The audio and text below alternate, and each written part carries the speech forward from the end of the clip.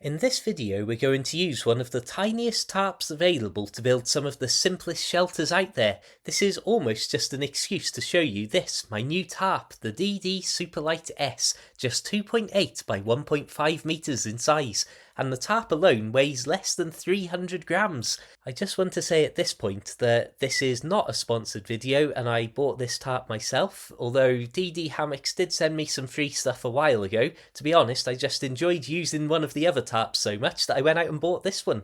It did come with 4 of those orange pegs and 4 of these guy lines, so with my other ones I already had, I've got 8 available of each to me here. And so I'm going to start with the most simple of lean-to shelters, just so that you can start to get an idea of how big this thing is, that even though it's small, it does offer a substantial footprint of cover and shelter.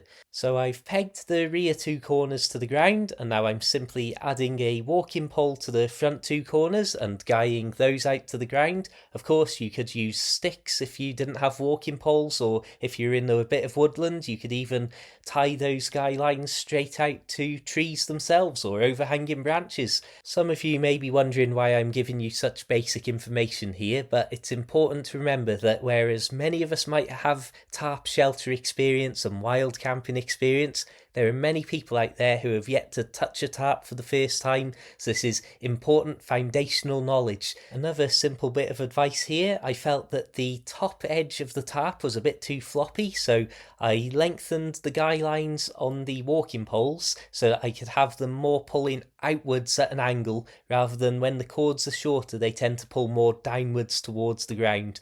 And that's something that might not make sense at first, but when you try it you'll understand. Just before we have a look at some variations on this very simple shelter, I'm going to inflate my humble camping mat, which is roughly 188 by 56 centimetres, so that you can start to have a proper look at what sort of shelter and what sort of size of cover you can get from this very small tarp. And I'll be completely honest, it's less than half the size of my current tarp that I was using before I got this, but I'm really shocked at just how much cover it offers.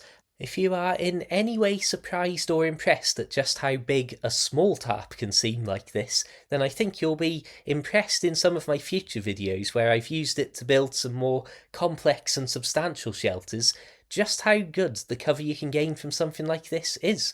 So you can see what I've done on screen here is simply lower the height of those trekking poles, which means we've gone from a much taller, daytime, upright, sitting up, eating your food type windbreak shelter to the sort of thing that you might be far more likely to sleep under.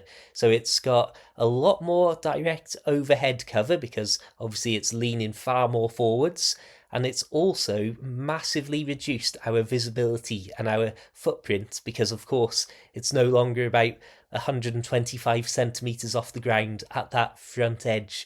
So this setup is far more likely to be the sort of thing I would sleep under, or maybe a simple A-frame or flying A-frame, but you can see those types of shelters in my other videos. Check out my channel. On a serious note though, it's important to remember that although extremely simple, these shelters do offer you more protection from the elements than having nothing at all. And part of the reason I wanted a very small, very lightweight tarp like this was for going out hiking.